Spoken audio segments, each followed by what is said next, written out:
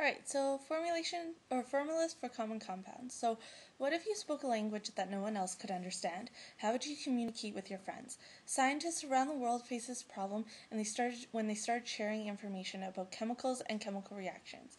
So because scientists speak many different languages, they created a common language that would allow them to communicate with one another. This common language became the basis for our next section. So chemical names and formulas. So during the composition reaction, you might add zinc powder to sulfur powder and then apply heat. The composition reaction would produce a compound called zinc sulfide. The word equation for this is sulfur plus zinc equals zinc sulfide. This is a simple composition reaction.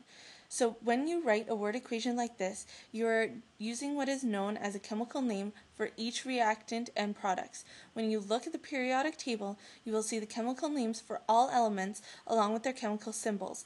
Each element has a symbol that consists of one capital letter and or a capital letter and lowercase letter.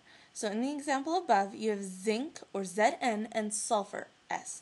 Most chemical compounds are named according to the major element that they contain. Information about the chemical composition and structure of a compound may be given by its chemical formula. So in the above example, the product is the compound zinc sulfide, which has the chemical formula of ZnS. The rule of naming compounds is to name the metal first, or zinc, followed by the name of the nonmetal. The name of the nonmetal is changed to ide, so in this case sulfide. You would now replace the names of the reactants with the chemical symbols and the products with its chemical formula. So when writing the formulas, you need to remember to use subscripts to indicate the state of the material.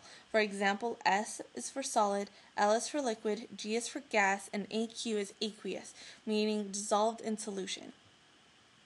So common names.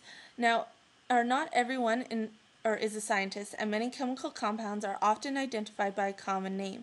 These names are easier to use, and they've existed since before the International Naming System was created. So you may already know many chemicals by their common names. So for example, the common name for water, or H2O, its actual, legit name is dihydrogen monoxide. So chemical equations. In some chemical reactions, matter appears to be destroyed, but is it really? What happens to the masses of reactants and products during a chemical reaction? So in there you can see we have our reactants, so H2 and O2, and it goes to the products of H2O. The coefficients are also indicated there. So next we're going to talk about the law of conservation of mass, and that will be in the next video.